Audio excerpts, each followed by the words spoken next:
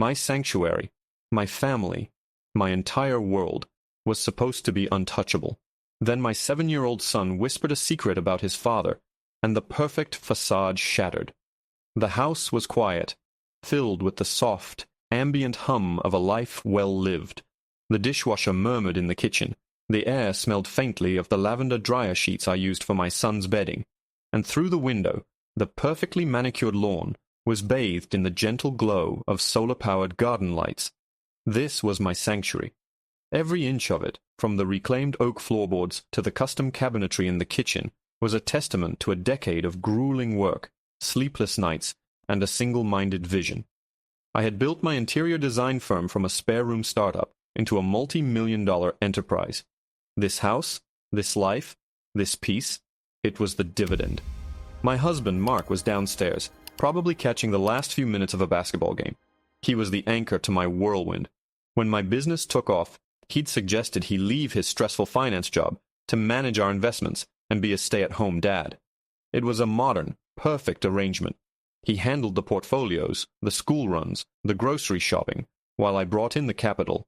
He was my biggest cheerleader, the calm voice in my ear when a client was being difficult, the steady hand on my back when I felt like I was about to collapse from exhaustion.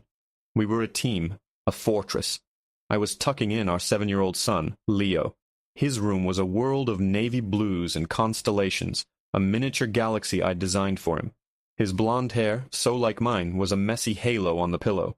His breathing was already starting to deepen, that sweet, slow rhythm of a child drifting off to sleep. I leaned in to kiss his forehead, my heart swelling with that fierce, primal love that only a parent can understand.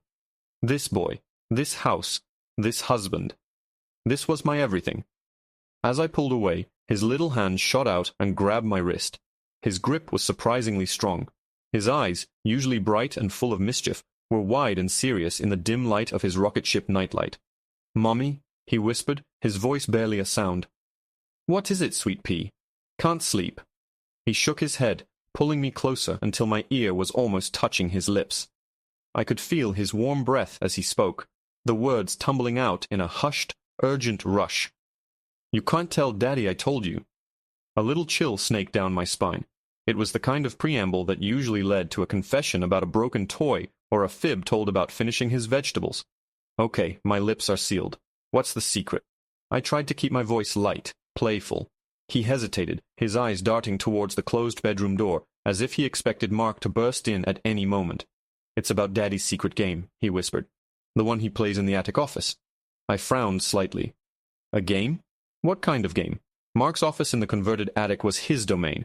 It was where he did the boring money stuff, as he called it. I pictured him playing some sort of stock market simulation, or maybe even a video game to unwind. "It's not a fun game," Leo said, his voice trembling slightly. "He gets sad when he plays it, and he has a special box." My heart started to beat a little faster. This wasn't a confession about a broken vase. "A special box? What's in it, honey?" "Papers," he said. "Lots and lots of papers. With red numbers. He told me the red numbers are bad. And he told me it's our secret because if you knew about the red numbers, you would be very, very mad. He said it could make our house go away." The air in the room suddenly felt cold and thin. I felt my smile freeze on my face. "Leo, what are you talking about? A game can't make our house go away. Daddy was probably just telling you a story." My own words sounded hollow, a weak attempt to patch a hole that had just been ripped in the fabric of my reality. "No, Mommy." His earnestness was a physical blow. "It's real. He makes me promise not to look in the box. He says it's his biggest mistake. He cries sometimes when he thinks I'm not looking." I stared at my son, at the genuine fear in his beautiful blue eyes, and I felt the floor drop out from under me. Mark. My steady, reliable Mark. Crying in secret over a box of papers. It didn't make any sense. He was the most emotionally stable person I knew. He handled everything with a calm, almost infuriating logic. The idea of him hiding something from me, something that made him cry, it was inconceivable. "Okay, sweetie," I said, my voice coming out as a strained whisper. I smoothed his hair, my hand trembling slightly. "Okay. Thank you for telling me. It's our secret now, just you and me. You go to sleep." He seemed to relax, his body finally sinking into the mattress. I kissed him again. a frantic, desperate press of my lips to his skin, and backed out of the room, closing the door with a soft click. I stood in the hallway, my back pressed against the wall, my mind racing. A game. Red numbers. A secret that could make our house go away. I walked to the top of the stairs and looked down. I could hear the faint sound of the TV, the canned laughter of some sitcom. Mark was down there, completely oblivious. Was I supposed to just walk down there and confront him? "Hey, honey, Leo says you're secretly gambling away our home in the attic. Care to explain?" No, it was a child's fantasy, a misunderstood conversation. It had to be. Mark wouldn't. He couldn't. He loved us. He loved this life we had built. But I couldn't shake the image of Leo's terrified face, or his words. He cries sometimes. My feet moved on their own, not down the stairs towards my husband, but in the opposite direction, towards the narrow, creaky staircase at the end of the hall, the one that led to the attic. My heart was a frantic drum against my ribs. This is crazy, I thought. I'm invading his privacy because of a 7-year-old's nightmare. But I kept moving, my hand reaching out for the cold brass doorknob. I had to know. I had to see for myself that it was nothing. I had to prove my son wrong so I could sleep again. The office was dark and silent. Mark was meticulous, and his desk was neat, a single laptop closed in the center. I scanned the room. Bookshelves filled with financial texts, a framed photo of me and Leo on the corner of the desk, a small putting green for practice. Everything was normal. I felt a wave of relief wash over me. Of course, it was just a misunderstanding. Then I saw it. Tucked away under the desk, almost completely hidden in the shadows, was a simple, gray, metal lockbox. It wasn't large, about the size of a shoebox, but it felt like a black hole in the room, sucking all the air and light towards it. It had a simple keyhole, but I knew I'd never find the key. My eyes darted back to his laptop. If the secrets were in that box, the key to understanding them would be on that computer. I sat in his chair, the leather cool against my skin. My hands were shaking so hard I could barely lift the laptop lid. The screen flared to life, asking for a password. My mind went blank. What would he use? Our anniversary? Leo's birthday? I tried them both. Access denied. I tried my birthday. Access denied. I felt a fresh wave of panic. This was insane. I was about to give up, to chalk it all up to paranoia, when I noticed the small sticky note on the base of his monitor. It had one word on it, written in his familiar neat script. Phoenix. What the hell did Phoenix mean? It wasn't a pet's name, or a vacation spot. It was random. I typed it in, my fingers fumbling on the keys. Phoenix. I hit enter. Welcome, Mark. I was in. My breath hitched. The desktop was clean, just a few icons. One was for his brokerage account, another for our bank. And then there was a single password-protected folder labeled simply, Contingency. My blood ran cold. I double-clicked it, and it asked for another password.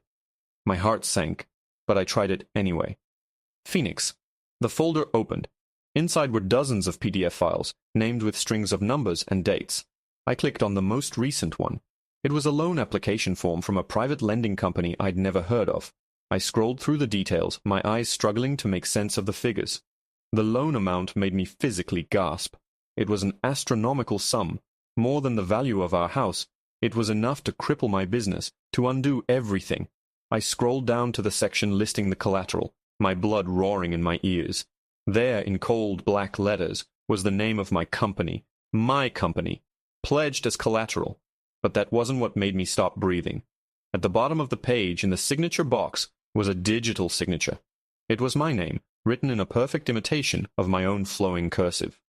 I stared at the looping S of my first name, the sharp H at the end. It was perfect. A flawless forgery, and it was binding my entire life's work, everything I had ever built, to a debt so colossal it made the air leave my lungs. The screen glowed in the dark room, illuminating the ghost of my signature. For a moment my brain refused to process it. It was like looking at a photograph of myself doing something I had no memory of. I scrolled up and down the document, the dense legal text, blurring into meaningless squiggles. The only things that were clear were the loan amount, my business as collateral, and that signature.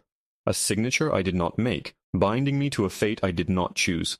A wave of nausea rolled through me. I gripped the edges of the desk to steady myself. my knuckles white. Downstairs, the sitcom laughter track erupted again, a grotesque counterpoint to the silent scream building in my chest. That sound, which hours ago represented warmth and domesticity, now felt like a taunt from a stranger's life. The man laughing along with that show, my husband, was the person who did this. He sat there, in our beautiful home, on our comfortable sofa, while a digital time bomb with my name on it was ticking away in his secret folder. My shock curdled into a cold, hard rage. It was a rage so pure and so potent, it burned away the tears before they could form. Leo's words echoed in my head. He cries sometimes. Was he crying out of guilt? Or was he crying for himself, for the hole he dug? There was no way to know. The man I thought I knew had been replaced by a phantom, a construct of lies. My fingers, moving with a will of their own, flew back to the mouse. I had to know everything. This couldn't be the only document. This was just the latest, the biggest disaster. I clicked back to the contingency folder. There were at least 20 files. I started opening them, one by one, in chronological order. The story they told was a sickening spiral into financial hell. It started small. A loan for $50,000 from a high-interest lender, taken out 2 years ago. Another signature, another flawless forgery. A few months later, a brokerage statement showing a catastrophic loss in highly volatile tech stocks. He hadn't been managing our investments, he'd been gambling with them. He'd lost, and instead of telling me, he'd taken out a secret loan to cover the loss, and presumably try to win it back. Another file, another loan. $100,000 this time. He'd moved on to options trading, a game for only the most experienced and iron-willed investors. Mark was neither. The statement was a sea of red. Red numbers, just as Leo had said. Losses that made my stomach clench. He was chasing his losses, doubling down with money that wasn't his, with a future that belonged to our family. I clicked through the files, each one a nail in the coffin of our life together. Credit cards opened in my name, maxed out. A second mortgage on our home, the home I had paid for, that was supposed to be my safe harbor. He had forged my signature for that too. Every reassuring conversation we'd ever had about our finances replayed in my mind, now twisted into a cruel deception. Just last month we'd been sitting on the patio, drinking wine. I'd talked about expanding the business, opening a second office.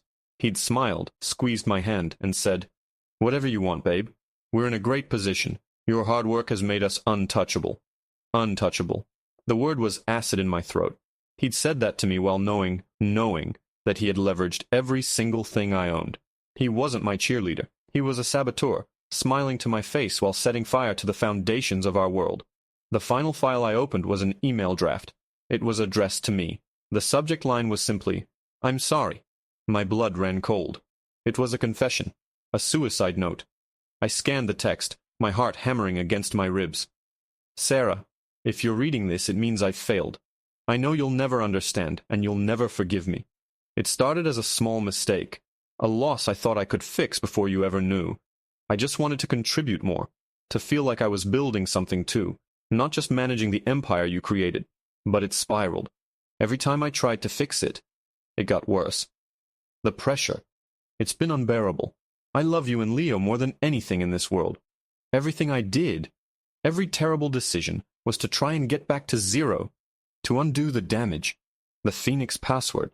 It was my hope that I could rise from these ashes, but the fire is too big now. This is the only way I can see to protect you from the fallout. By the time you read this, I'll be gone. The email wasn't dated, it wasn't sent, it was just sitting here, a loaded gun waiting to be fired. He had a plan, an exit strategy that involved leaving me and his son to deal with the mountain of debt and deception he had created. He wasn't just a gambler and a liar, he was a coward. The rage solidified into something else, a grim, icy resolve. He would not get away with this. He would not destroy my life's work and then abandon ship, leaving me to drown. I looked around the desk, my eyes landing on a small black USB drive plugged into the side of his monitor, probably used for backing up files. My mind worked fast. I couldn't confront him without proof. He would lie. He would gaslight me. He would probably even try to make me believe I was crazy. No, I needed evidence. Hard copies. I dragged the contingency folder over to the USB drive icon. A small window popped up. Copying 23 items. The progress bar began to fill, a tiny sliver of blue crawling across the screen. It was agonizingly slow. Each second felt like an hour. My ears strained, listening for any sound from downstairs. The house was silent now. The sitcom must have ended. Was he coming up? Was he on his way to his office to check on his secret life? I watched the bar. 25%. My breath was shallow, caught in my throat. 50%. I pictured him getting up from the couch, stretching. 75%. I imagined his hand on the railing of the main staircase. My own hand hovered over the mouse, ready to close everything, to pretend I was just checking my email. 90%. The blue line crept towards the end. Come on, come on. Then I heard it. Not from the main stairs, but from the attic staircase, just outside the office door. A faint creak. The sound of a footstep on the old wood. He wasn't downstairs. He was right outside. My blood turned to ice. My gaze shot from the screen to the door. The progress bar was at 99%. I held my breath, praying. The copy window vanished. Complete. At that exact moment, the brass doorknob began to turn. My body moved on pure instinct. In one fluid, desperate motion, I yanked the USB drive from the port, closed the laptop lid, and slid it back to its original position in the center of the desk. My fingers fumbled with the tiny drive, slick with sweat. I needed to hide it. My pocket. Too obvious. I shoved it down the front of my shirt, the cold metal a shocking sensation against my skin. It was a clumsy move, but it was all I could think of. The door swung open, casting a long rectangle of hallway light into the dark office. Mark stood silhouetted in the doorway. My heart was a wild bird trapped in my ribs, beating frantically against my sternum. I forced myself to look up, to arrange my features into a mask of weary nonchalance. "Mark," I said, my voice surprisingly steady. "You startled me." He squinted, his eyes adjusting to the darkness. "Sarah, what are you doing up here? I thought you were in bed." He flicked on the light, and the room flooded with a harsh, revealing glare. I didn't flinch. I just sat there in his leather chair, my hands folded calmly in my lap, praying he couldn't see the frantic pulse beating in my neck. "Couldn't sleep," I said, offering a small, tired smile, just thinking about the new Kensington project. My mind was racing, so I thought I'd just sit in the quiet for a bit. It was a plausible lie. My work often kept me up at night. He seemed to accept it. He walked into the room, running a hand through his hair. "Yeah, it's a big one. You need to get some rest, though. You've been running on fumes." He came over and leaned down, kissing the top of my head. The gesture, once a comfort, now felt like a violation. The touch of his lips on my hair made my skin crawl. I had to fight every instinct that screamed at me to recoil. "I know," I murmured, looking up at him. I studied his face, a face I thought I knew better than my own. The familiar crinkles around his eyes, the slight furrow in his brow. Was there a hint of strain there I hadn't noticed before? A shadow of the secret he was carrying? Or was I just projecting my newfound knowledge onto him? "Everything okay?" he asked, his brow furrowing a little deeper. He must have seen something in my expression. "Just tired," I repeated, standing up.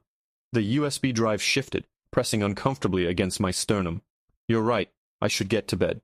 I walked past him, deliberately not looking at the desk, not looking at the gray metal box I now knew held the paper trail of our ruin. I needed to get out of that room. Every second I spent in there felt like I was suffocating. He followed me out, turning off the light and closing the door behind us. The click of the latch was like a cell door slamming shut. We walked down the hallway to our bedroom in silence. The normalcy of it was jarring. We were performing the nightly ritual of a happy, stable couple, while our entire world was a house of cards, one breath away from collapse. I went through the motions. I changed into my pajamas, brushed my teeth, washed my face. I watched my own reflection in the mirror, my eyes wide and haunted.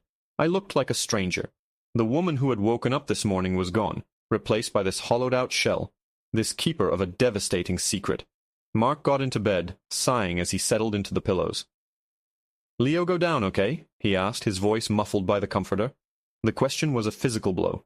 Leo, my sweet, innocent boy, who had unwittingly handed me the key to his father's deception. "Yeah," I managed to say, my throat tight.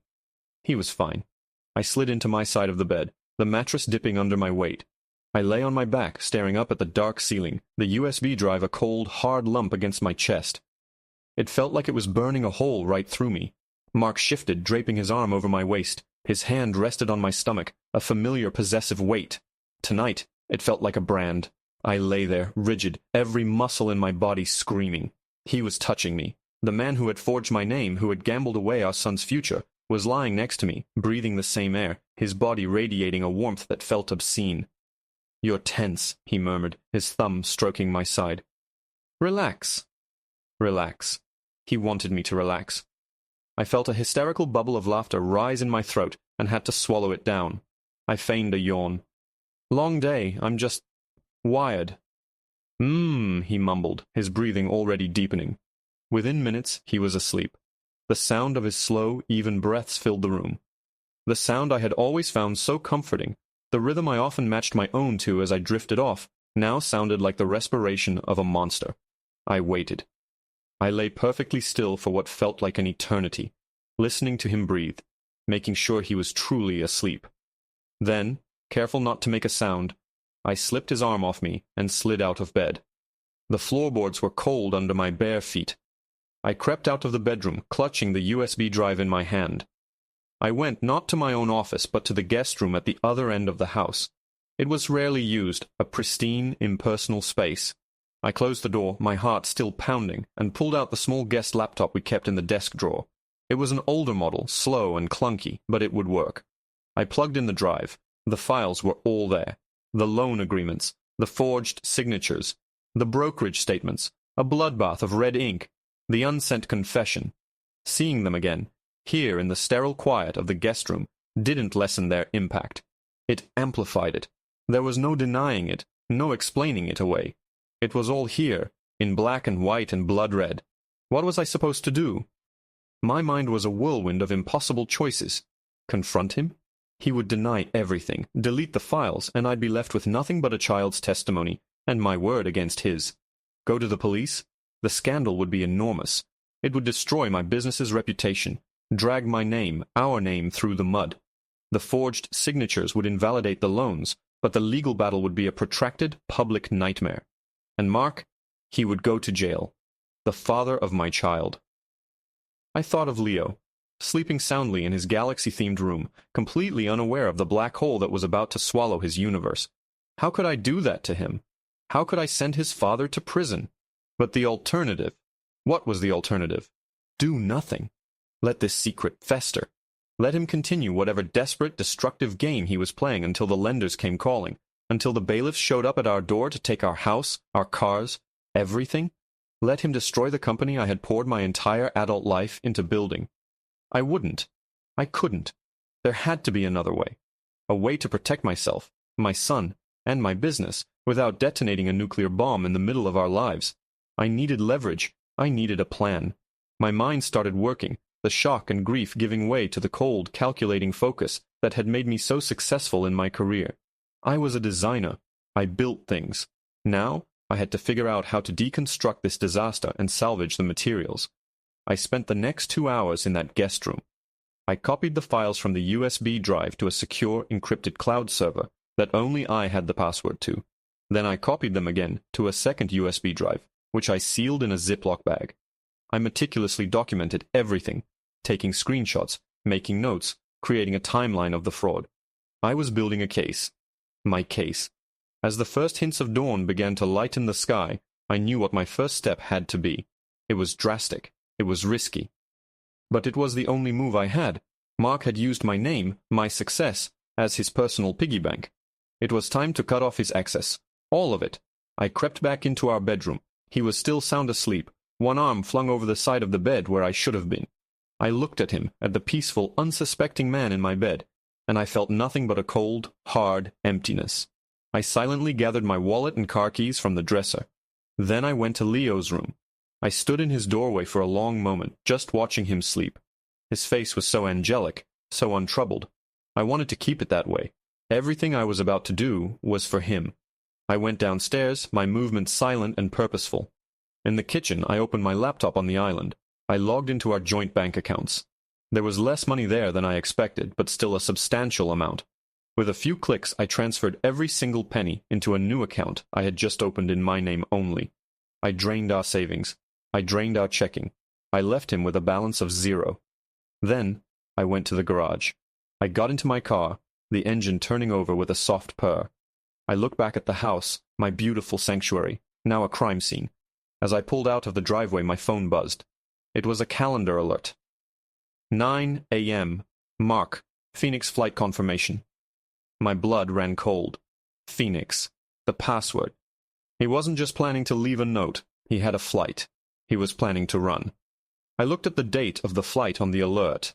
It was for tomorrow morning. He was going to drain what was left of our accounts and disappear in less than 24 hours. The unsent email wasn't a draft for some distant, desperate future. It was for me to find tomorrow, after he was already gone. I hadn't just uncovered a secret. I had stumbled into the final act of his escape. The calendar alert stared back at me from the car's dashboard screen, a mundane notification signaling the end of my world. Phoenix flight confirmation. AEDOB. It all clicked into place with a sickening finality. The password wasn't some metaphor for rising from the ashes of his failure. It was a destination, a literal escape hatch. He was going to Phoenix, tomorrow. My discovery hadn't been a moment too soon. It had been at the 11th hour. The adrenaline that had been fueling me for the past few hours evaporated, replaced by an icy dread. He had a plan, a detailed one. This wasn't a desperate last-minute decision. He'd booked a flight, drafted a goodbye note. He was methodically severing his ties, preparing to vanish and leave me holding a bag filled with millions of dollars of fraudulent debt. The man I had shared a bed with last night was not just a gambler and a forger. He was a fugitive in the making. I gripped the steering wheel, my knuckles turning white. My first instinct was to turn the car around, to storm into the house, wake him up and scream until my throat was raw. I wanted to see the look on his face when he realized I knew. I wanted to watch his carefully constructed world crumble before his eyes. But what would that accomplish? He would lie. He would deny. He might even get violent. I had no idea who this man was anymore. And what about Leo? Waking up to that kind of confrontation would scar him for life. No. My rage was a luxury I couldn't afford right now. I had to be smarter than him. I had to be colder. He was playing chess, and he'd been 5 moves ahead of me for years. Now I had finally seen the board. My first move emptying the accounts was a good one. It cut off his immediate escape fund. But it wouldn't stop him for long. He was desperate, and a desperate man is a dangerous one. He still had credit cards, possibly some I didn't even know about. He could still run. I drove, not to my office, but to a 24-hour coffee shop on the other side of town. I needed a neutral space, caffeine, and an internet connection. Sitting in a booth in the corner with the smell of stale coffee and disinfectant in the air, I pulled out the second USB drive, the one I'd sealed in the Ziploc bag. This was my insurance policy. My first call was to my lawyer, David. I woke him up. "David," I said, my voice low and urgent, keeping it from trembling through sheer force of will. "I have an emergency, a corporate and criminal emergency. I need to see you as soon as your office opens." I could hear the sleepiness vanish from his voice, replaced by sharp professionalism. "Sarah? What is it? What's happened? I can't discuss it over the phone. Just be ready. And David, I need absolute discretion. No one can know I'm talking to you, not even my husband." There was a pause on the other end of the line. "Understood," he said, his tone grim. "My office, 8 a.m. Next, I called my sister Claire. She was a night owl, and I knew she'd be awake. The phone rang once before she picked up. "Hey, you're up early. Or late. Claire, I need a massive favor. No questions asked." My voice cracked on the last word, the first sign of the emotional dam beginning to break. "Sarah, what's wrong? You sound awful. I need you to go to my house. Right now. Pack a bag for Leo. His favorite toys, his clothes for a few days, his tablet. Tell Mark I had an early design emergency in the city, and I wanted Leo to spend the day with you so he wouldn't be bored. Make it sound normal. Can you do that?" "Of course, but what's going on?" "I can't explain right now. Just get him out of the house, Claire. Please. Take him to your place. I need to know he's safe and away from here." "Okay," she said, her voice laced with a concern that made me want to weep. "Okay. I'm on my way. Getting Leo out of that house was paramount. I didn't know what Mark was capable of when he discovered the empty bank accounts, when he realized his escape plan was compromised. He might panic. He might see Leo as a pawn. I wouldn't take that risk. With those 2 calls made, a small fraction of the pressure in my chest eased. I had a lawyer, and my son would soon be safe. Now it was time to deal with the business. My business. The one he had used as his personal line of credit. I spent the next hour on the guest laptop, logged into my company's financial systems. My hands flew across the keyboard, my mind laser-focused. I was a fortress, and I needed to reinforce my walls. I changed every password he might have had access to. I revoked his administrative privileges on the business accounts he'd helped me set up years ago. I put a freeze on the company credit lines. I was systematically cutting him out, severing every financial tentacle he had wrapped around my life's work. As I worked, the sheer scale of his betrayal became even more apparent. He had woven himself into the financial fabric of my company so seamlessly, under the guise of being my supportive, stay-at-home husband. He knew all the accounts, all the passwords. He had been my trusted partner. He'd used that trust as a weapon, and now I was disarming him, one password change at a time. Just as I was logging out, my phone buzzed. It was a text from Claire. "Got him. We're on our way to get pancakes. He thinks it's a big adventure. Mark bought the story completely. Said to tell you he loves you and to be careful." He loves you and to be careful. The hypocrisy was so profound it almost made me laugh. I felt a wave of relief so intense my knees went weak. Leo was safe. He was with my sister, eating pancakes, blissfully unaware. That was all that mattered. Now for the final piece. The house. Our home. His name was on the deed alongside mine. The second mortgage he'd taken out was a ticking time bomb. I needed to protect it. It was more than just an asset. It was Leo's home, my sanctuary. I wouldn't let him take it. I arrived at David's imposing downtown law office at exactly 8 a.m. He met me in the lobby, his face a mask of professional concern, and led me to a soundproof conference room. I didn't waste any time. I plugged the USB drive into the conference room's computer. "This is everything," I said, my voice flat. Loan documents, brokerage statements, forged signatures, credit card debt. All of it tied to my husband, Mark. All of it done without my knowledge, using my business and our joint assets as collateral.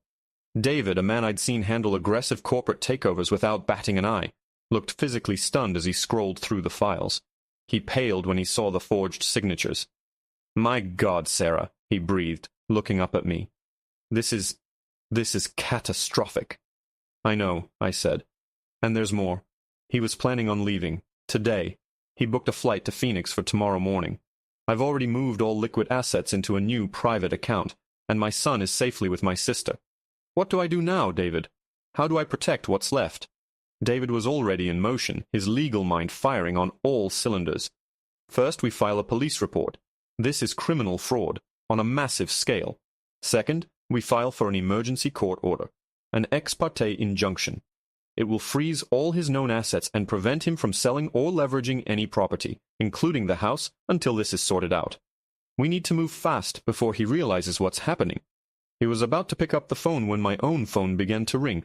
It was Mark. My stomach plummeted. I looked at David, my eyes wide. He nodded grimly. "Put it on speaker," I answered, my hand trembling as I pressed the icon. "Hello?" "Sarah, thank God." "Where are you?" His voice was tight, strained. The easygoing calm was gone, replaced by a raw, jagged panic. He knew. He must have checked the accounts. "I had an early meeting," I lied, my voice sounding impossibly calm. "What's wrong? You sound stressed." "Stressed? Stress doesn't even begin to cover it, Sarah." "Eki," he almost yelled. "The bank accounts. They're empty. All of them. The savings, the checking. Everything's gone. We've been hacked. Robbed. Someone's stolen all our money." I closed my eyes. The lie was so audacious, so utterly shameless, it took my breath away. He was going to play the victim. Of course he was. "What?" I feigned shock. "What are you talking about? That's impossible."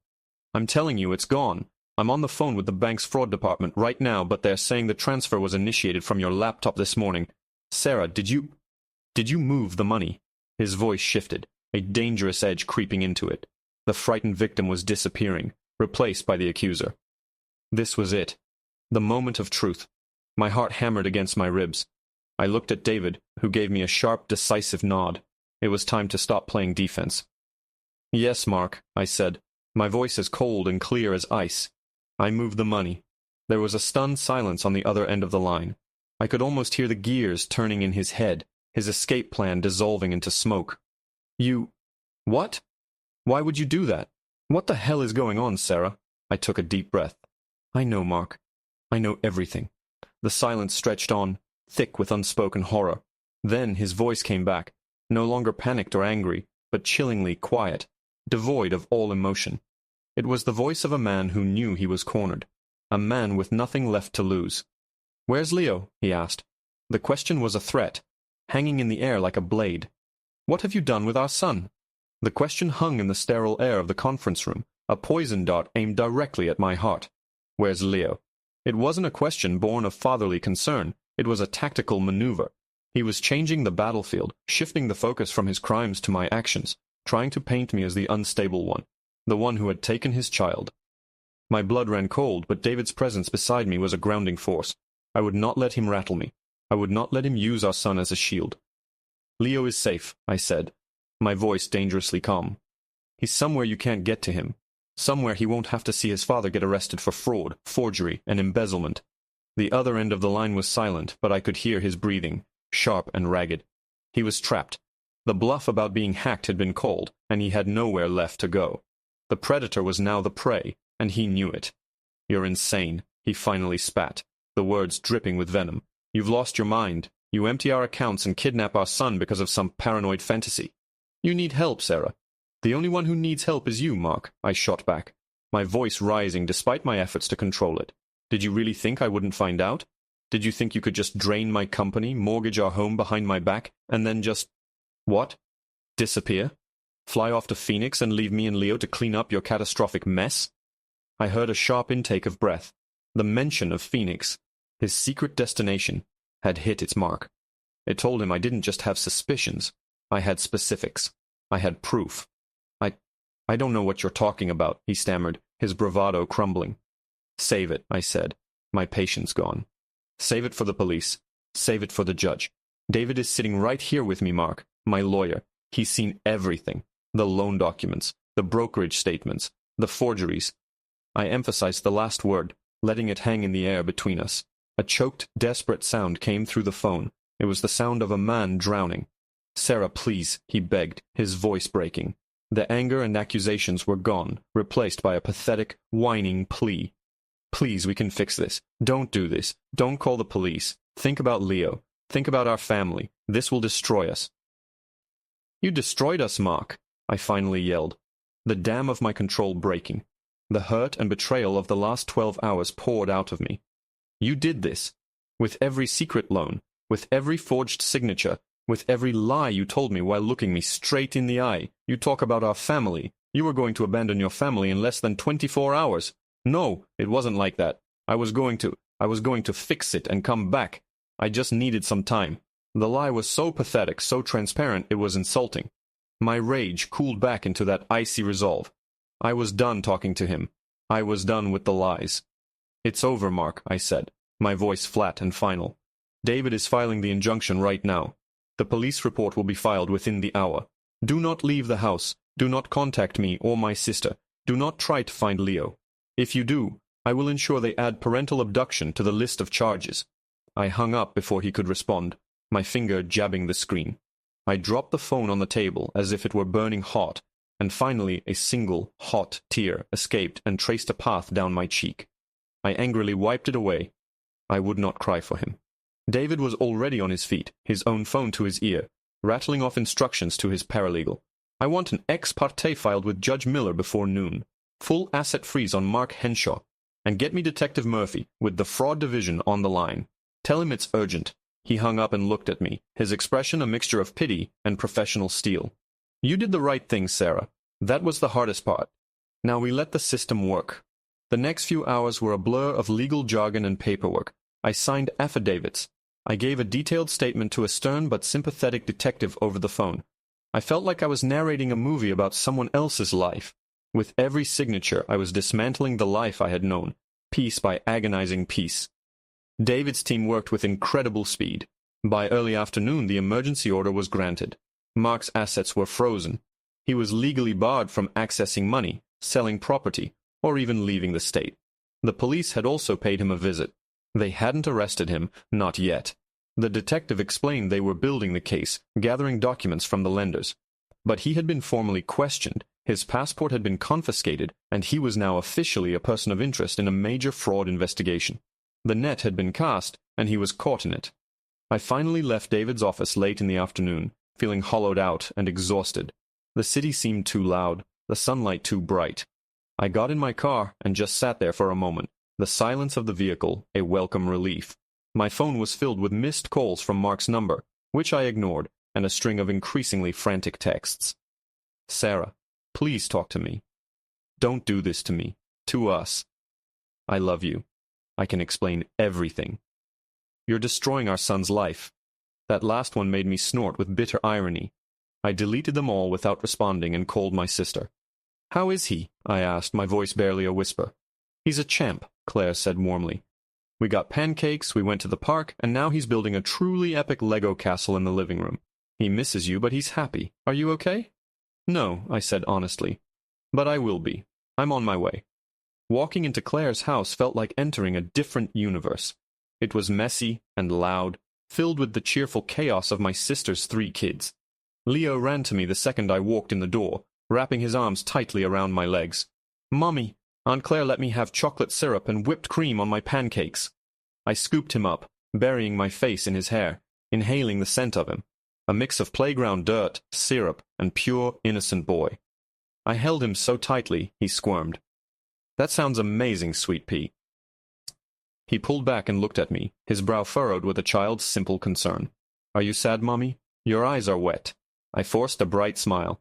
No, honey, Mommy's just really, really happy to see you. That night, for the first time in years, I slept in my childhood bed in Claire's guest room, with Leo curled up beside me. His small, warm body was a comfort and a constant reminder of what I was fighting for.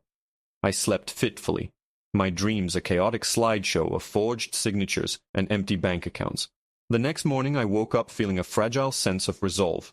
I had a plan. I would cooperate fully with the police. I would let David handle the legal firestorm. My job was to protect my son and salvage my business.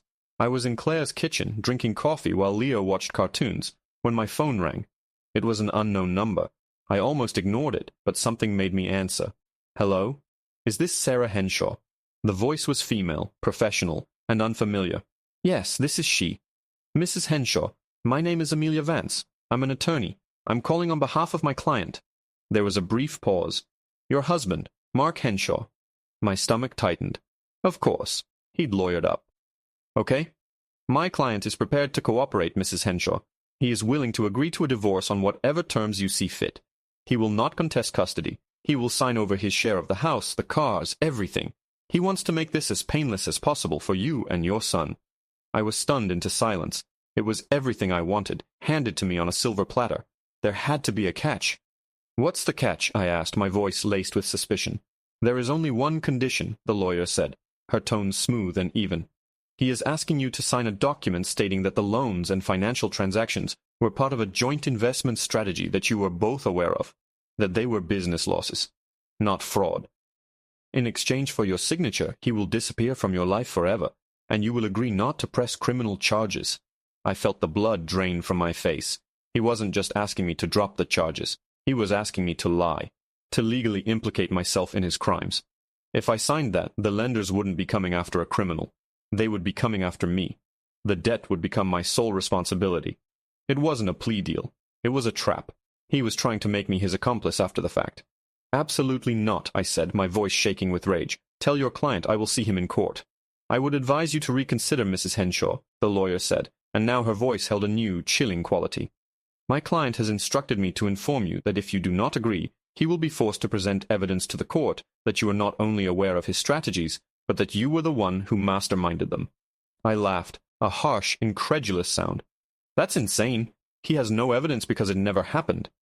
He says he has proof, Mrs. Henshaw, Amelia Vance continued, her voice unwavering. He has a recorded phone conversation from 2 weeks ago. In it, he claims you can be heard instructing him to do whatever it takes to secure another $200,000 in capital for a high-risk investment, and to get creative with the paperwork because the banks wouldn't approve it otherwise. Does that conversation ring any bells? The lawyer's words hit me with the force of a physical blow.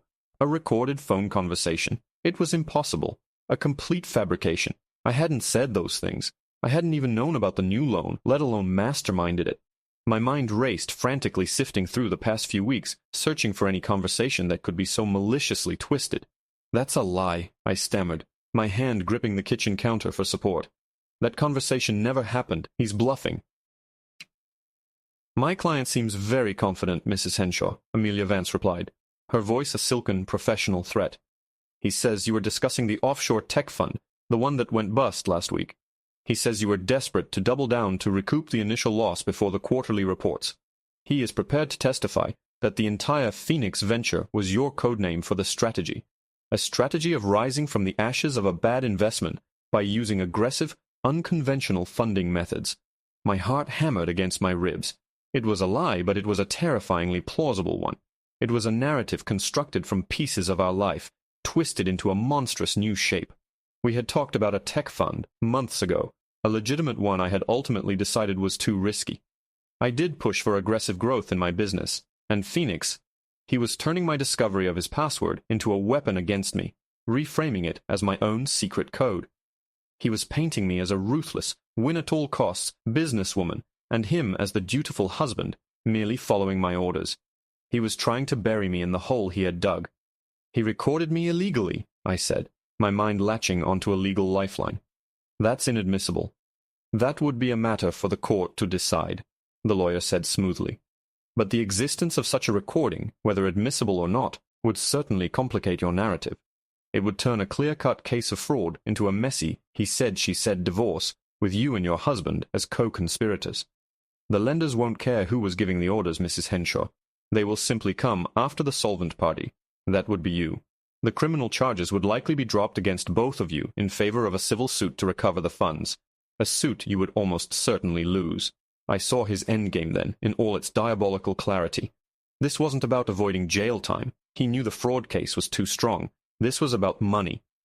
If he could muddy the waters enough to make it a civil matter, a case of a business deal gone wrong, then he could use the legal system to force a settlement. A settlement where I, the solvent party, would be forced to pay him to go away, to take on the debt he created just to save my company and my reputation from a public, protracted, and filthy battle. He wasn't trying to escape the fire. He was trying to drag me into it with him. "Put him on the phone," I demanded, my voice raw. There was a brief pause, a muffled sound, and then his voice, the voice of my husband, came on the line. He sounded calm, almost serene. It was the most terrifying sound I had ever heard.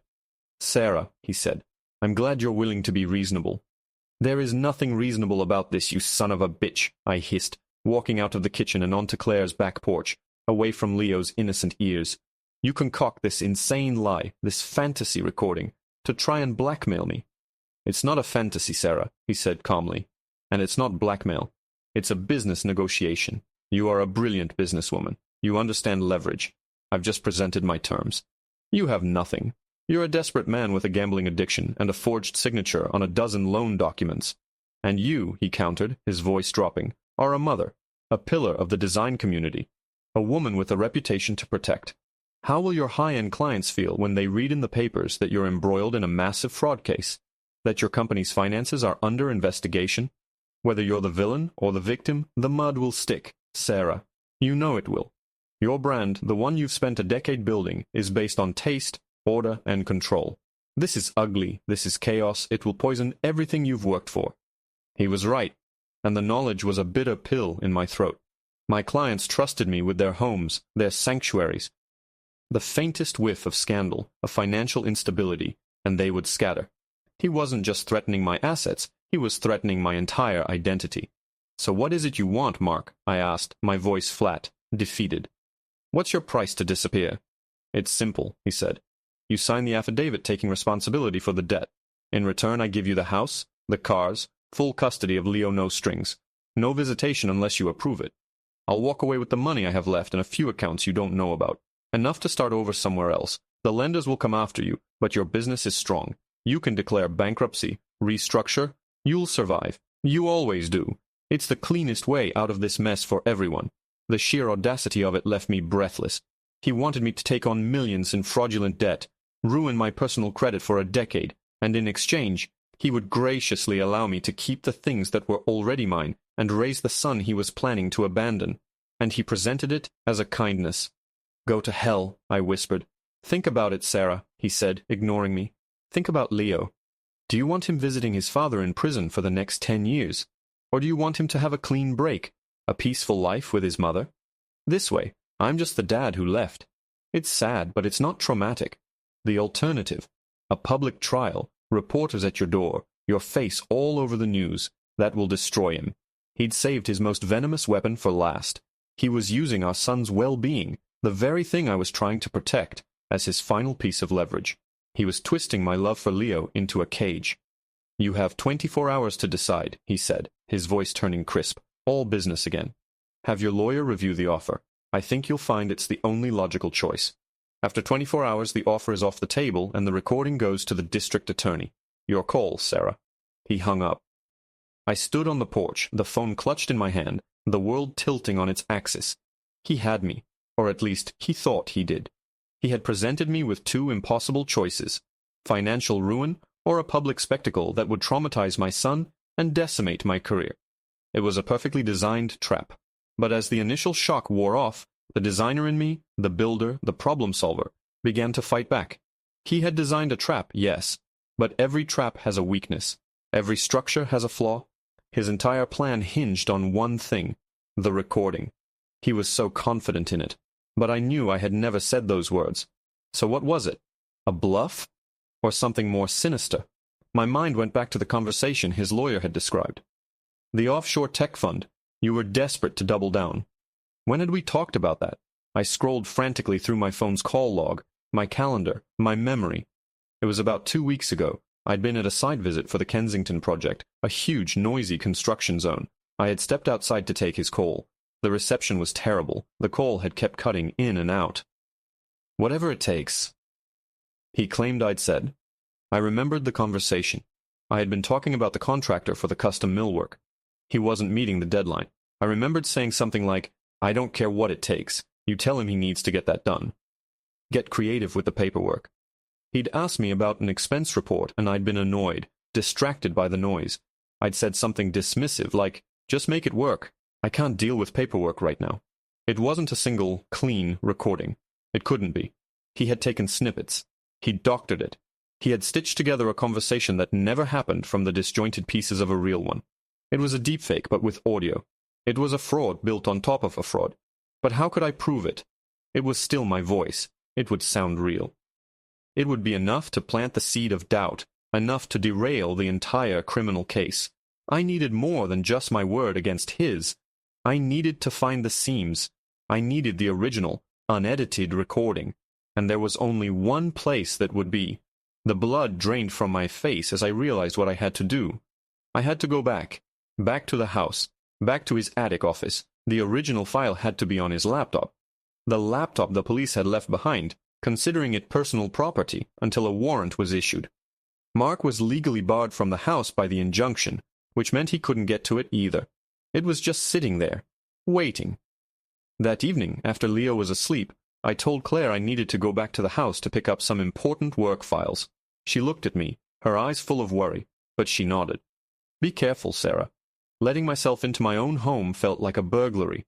The house was cold and silent, every familiar object seeming alien and menacing in the dark. I didn't turn on the lights. I used the flashlight on my phone, my heart pounding with every creak of the floorboards. I made my way up the 2 flights of stairs to the attic office. The door was closed. I pushed it open. The room was just as I had left it. And there, on the desk, was his laptop. I sat down in his chair, my hands shaking as I opened the lid. I typed in the password. Phoenix. It worked. I navigated to his documents, my eyes scanning for audio files. I found a folder labeled Insurance. My breath caught in my throat. I clicked it open. Inside was a single audio file, named with a string of random numbers. This was it. I clicked play. His voice filled the silent room, cold and clinical. "Okay, start recording test 1. Then came my voice, tinny and distant. "I don't care. He needs to get that done." There was a click. Then my voice again. "Just make it work. Paperwork right now." Snippets. Pieces. He was practicing. He was editing, trying to find the right combination of words. I felt a surge of triumph. This was the proof. This was the raw material of his lie. I dragged the folder to the USB drive I'd brought with me. As the file copied, my eyes drifted to the gray metal lockbox under the desk. Leo's words came back to me. A special box, with papers. The police had focused on the digital trail. They hadn't asked about a physical box. On a hunch, I knelt down and pulled it out. It was heavier than I expected. The key was probably long gone, but the lock was simple. I looked around the desk and found a heavy-duty letter opener. I wedged the tip into the lock and twisted. With a sharp crack, the lock broke. I lifted the lid, my heart pounding. It wasn't full of loan documents. It was full of passports. 3 of them. One for Mark, under his real name, and 2 others, tucked underneath.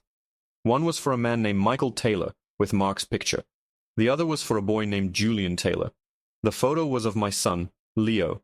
They were Canadian passports, and they looked real. He hadn't just been planning to run.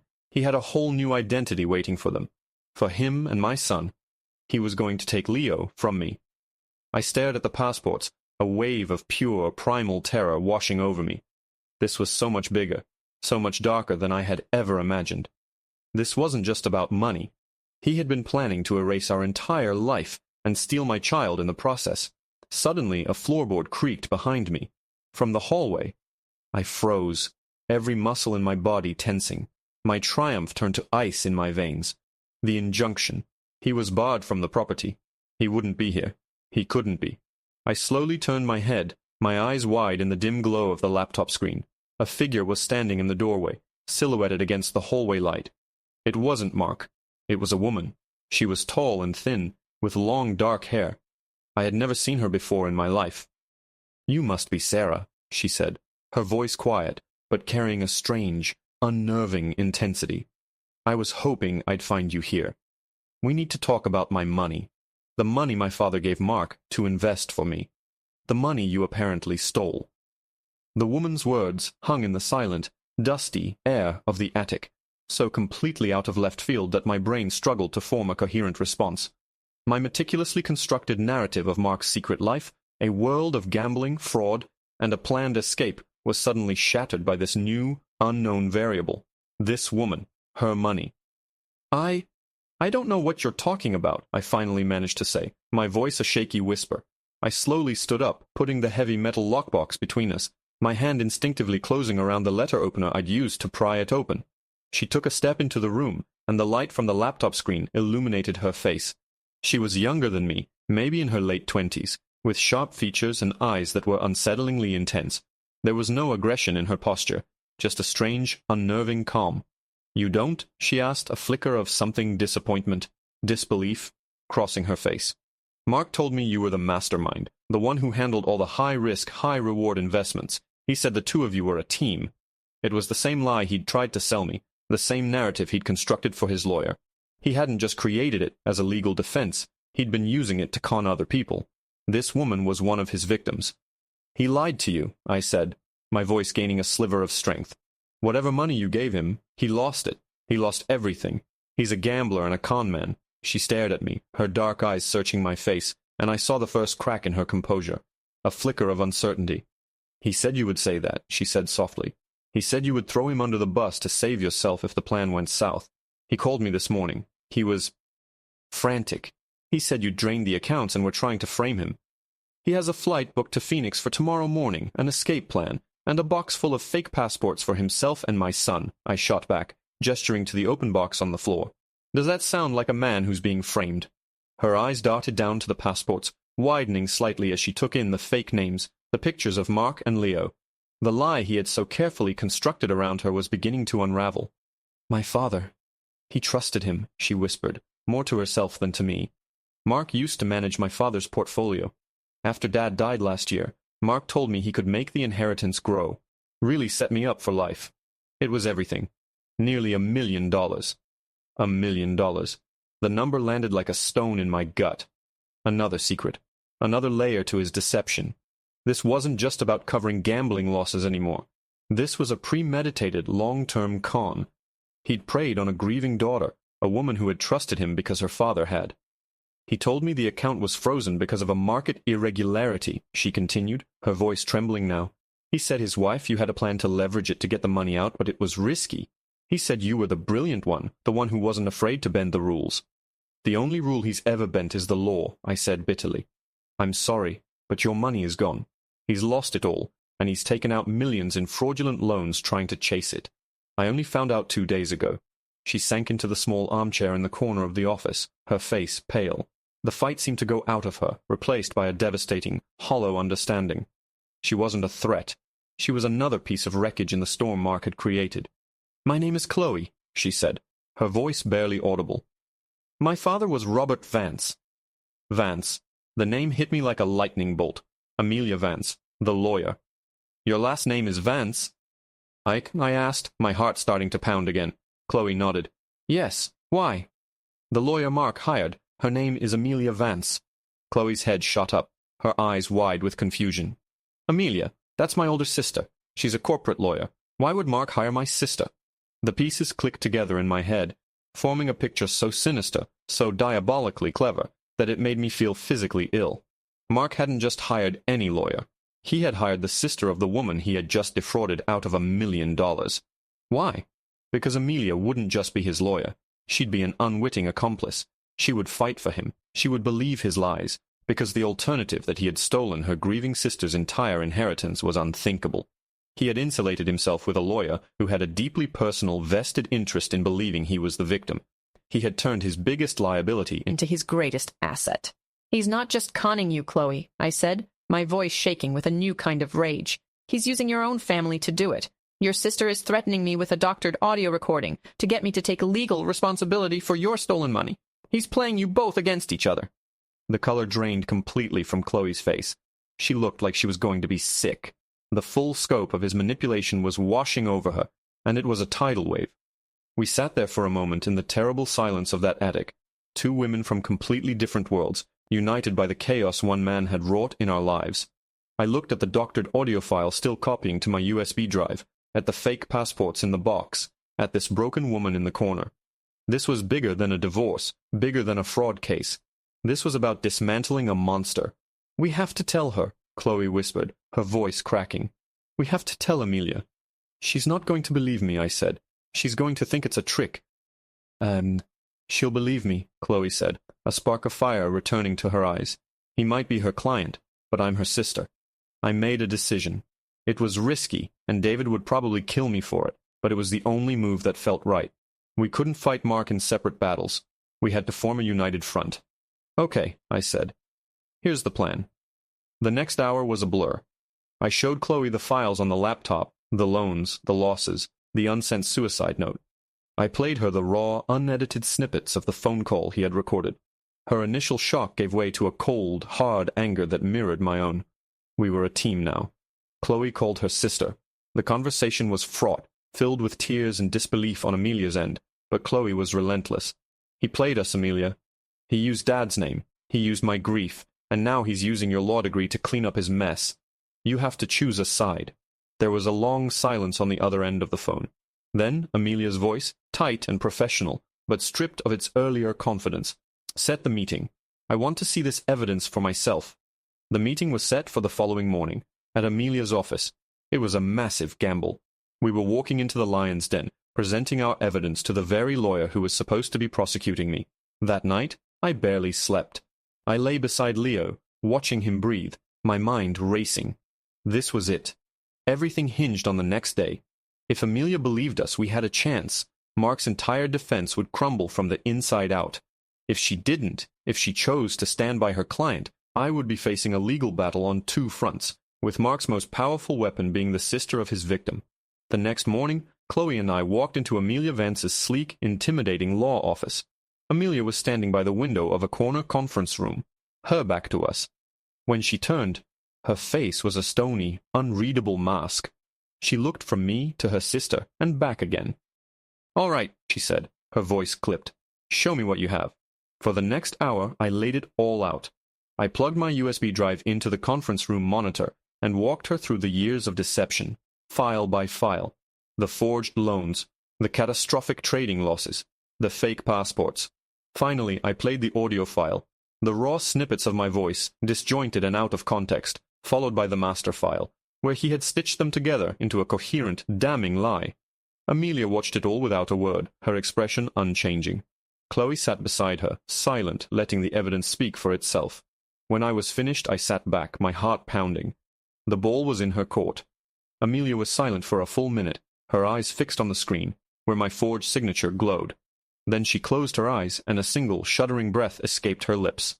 When she opened them again, they were filled with a cold, righteous fury that was terrifying to behold. "That son of a bitch," she whispered. She stood up and walked to her desk phone. She pressed a button.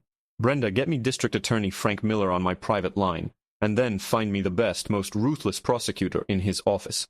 Tell them Amelia Vance is calling in a favor." She hung up and turned to face us. The transformation was startling. The conflicted lawyer was gone, replaced by an avenging angel.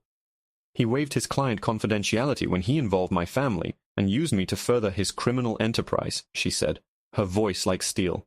"He wanted leverage. Well, now we have it. He has no idea what's coming for him." A wave of relief so profound it almost buckled my knees washed over me. We had done it. We had turned his own lawyer against him. At that exact moment, Amelia's assistant buzzed on the intercom. "Ms. Vance, I'm sorry to interrupt, but there's a Detective Murphy here from the Fraud Division. He says it's an urgent matter concerning the Henshaw case. He says they've just received an anonymous tip." My blood ran cold. An anonymous tip? About what? "Send him in," Amelia said, her brow furrowing. Detective Murphy, the same man I had spoken to on the phone, walked in. He looked grim. He nodded at me, then looked at Amelia. "Miss Vance, I was told you're representing Mark Henshaw," he began. "Not for much longer," Amelia said coolly. "What is this about?" The detective looked down at a file in his hand. "We just received a credible tip, a manifest from a private airfield just outside the city. It seems your client wasn't flying to Phoenix. He was chartering a private jet, a jet that filed its flight plan 2 hours ago. Destination, Montreal." My heart stopped. The Phoenix flight had been a decoy, a distraction. While we were all focused on his commercial flight, he had a completely different escape plan in motion. "When does it take off?" I asked, my voice barely a whisper. The detective looked at his watch. "It took off 10 minutes ago. He's gone." The detective's words landed in the silent conference room with the finality of a gavel. "He's gone." For a moment no one moved. The air crackled with the electric shock of our collective failure. We had been so focused on winning the legal battle, on meticulously assembling our case, that we had failed to see the much simpler, more brutal truth. He was never going to play by the rules. While we were preparing for a chess match, he had simply knocked the board over and run. A raw, guttural sound of despair escaped Chloe's lips. Amelia sank into her chair, the righteous fury on her face collapsing into stunned disbelief. All my carefully laid plans, the asset freezes, the police reports, the alliance with the Vance sisters, it all felt like a pointless academic exercise. He had outmaneuvered us all. He was in the air, heading to a country with a whole new identity waiting for him, likely with the last of Chloe's inheritance in a hidden account. But then, my shock gave way to a cold, hard thought. The passports, the fake passports in the lockbox were for him and Leo, Julian Taylor. He had a new identity for my son. He wouldn't have gone to the trouble of creating that identity if he didn't, at some point, intend to use it. The injunction had stopped him from taking Leo from the house, but it hadn't stopped his own escape. It felt incomplete.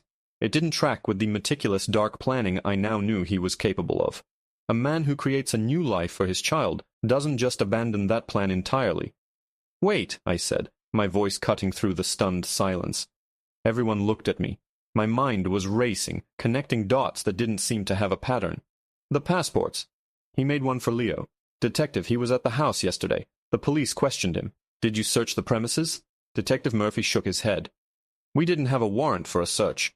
He was cooperating, and he surrendered his primary passport. We had no reason to believe he was an immediate flight risk, not with the injunction in place. He wouldn't have left the fake passports in that box if he thought I'd find them," I reasoned, thinking aloud. He must have thought they were still secure. But why leave them at all? Unless he couldn't take them. Unless he had a different set. It didn't make sense, but something was nagging at me, a small, insignificant detail from Leo's original story. "He has a special box, the one he plays his secret game in." "The lockbox," I said, my eyes widening. "The one I found wasn't the only one. Leo said it was the box for his secret game. But the passports, the real plan, That wasn't a game. That was the end game. There has to be another box. A different one. Sarah, what are you talking about? Amelia asked, her voice weary. He's gone? He's on a plane to Canada. No, I insisted, a frantic certainty building in my chest. The decoy wasn't just the Phoenix flight. The decoy was everything. The loans, the day trading. He wanted us to find that. He wanted to look like a desperate gambler, a common white-collar criminal. It was all a cover for the real crime, stealing Chloe's inheritance and kidnapping my son. I pulled out my phone and dialed my sister's number. Claire, put Leo on the phone. It's an emergency. A moment later, Leo's small voice came on the line. Hi, Mommy. Hi, Sweet Pea. I need you to think really, really hard for me, I said, trying to keep the panic out of my voice. Daddy's secret box in the attic. Did it have a keyhole, or did it have a little spinny thing with numbers on it? He was quiet for a moment. The sad game box had a key, but there's another box, a bigger one. It's hidden. My heart stopped. Hidden where, honey? Where is the other box? In the wall, he said simply, behind the big picture of the boat. Daddy showed me once. He said it was our super-duper secret treasure chest. He made me promise not to tell. The wall safe. Behind the massive framed nautical map in the attic office. An antique I had bought for its aesthetic, never once imagining it was concealing our ruin. Thank you, baby, I choked out. You're the best secret keeper in the world, but you did the right thing telling me. I love you. I hung up and looked at the detective. He's not on that plane, I said with absolute conviction. That plane is a ghost, a chartered flight paid for with a stolen credit card, with no one on it. It's another layer of misdirection. He's still here, and I think I know where he's going. Detective Murphy was a good cop. He saw the shift in my eyes from victim to strategist. Where? His parents have a cabin, deep in the mountains, about 3 hours from here. It's remote, off the grid. No cell service. He used to talk about it all the time, how you could disappear there. He's going to lay low, wait for the dust to settle, and then he's going to try and get Leo. We'll send a state trooper unit up there right now, the detective said, already pulling out his radio. No, I said, grabbing his arm. He'll be gone before they get there. He'll see them coming a mile away. You have to let me do this. Let me call him. He'll answer for me. It was a crazy, desperate plan, but it was the only one we had. Amelia and the detective exchanged a look, but they saw the resolve in my eyes. They agreed. I dialed Mark's number. It rang once, twice, a third time. I was about to lose hope when he picked up. There was no sound of a jet engine, just the faint whisper of wind. I knew you'd call, he said, his voice smug. Have you come to your senses? Ready to take my deal? The deal's off, Mark, I said, forcing my voice to be as cold and steady as his. Amelia had a legal pad in front of me and was scribbling furiously. Keep him talking. Stall. That's a shame, he sighed. I guess I'll see you in court then. Oh, wait, I won't. You're not as smart as you think you are, Mark, I said. I'm in the attic. Leo told me about the other box, the one behind the painting. The smugness in his voice vanished, replaced by a stunned, deathly silence. I had him. That was the one secret, the one detail he thought was completely safe. Leo what? He finally whispered, his voice cracking. It's over, I said. I know about the wall safe. I know about the cabin. The police are on their way right now. But I'm giving you one last chance. A real deal. Not your fantasy blackmail. You turn yourself in. You confess to everything. The fraud, the theft of Chloe's money, all of it. In exchange, I will tell the judge that you were cooperative. That's it. That's all you get. You're bluffing, he snarled, but the fear in his voice was unmistakable. Am I? I said. Look out your window, Mark. How long do you think you have before the state troopers seal off the only road down that mountain? I could hear his ragged breathing. I could picture him in that dusty, isolated cabin, his perfect escape plan crumbling to ash around him.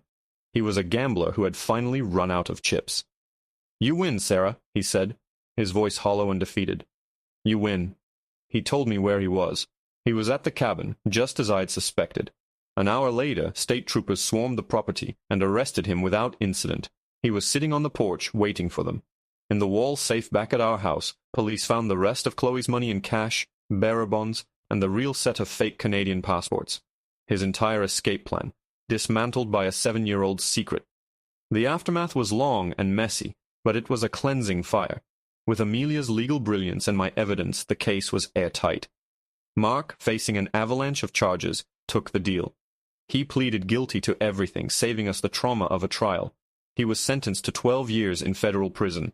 Amelia helped Chloe set up a trust with the recovered inheritance, and the two sisters, bonded by the crisis, began to heal. My business took a hit from the scandal, but my clients, seeing me as a victim who fought back with intelligence and grace, rallied around me. I rebranded, rebuilt, and came back stronger than ever. I sold the house. It was no longer my sanctuary. It was a crime scene, haunted by the ghost of the man I thought I knew. I bought a new place, smaller and brighter, a home that Leo and I filled with new memories, untainted by secrets and lies. Sometimes, late at night, I think about that whisper in the dark, the secret from my son that had unraveled everything. It was a terrifying, life-altering moment, but it was also a gift. It was the truth, delivered in the purest way possible. Mark thought he was weaving an unbreakable web of deceit, but he forgot about the smallest, most observant person in the house. He forgot that the secrets you keep from your children have a way of finding the light. In the end, he wasn't wiped out by a brilliant lawyer or a dogged detective. He was wiped out by a little boy who loved his mommy and knew with a child's simple clarity that something was wrong.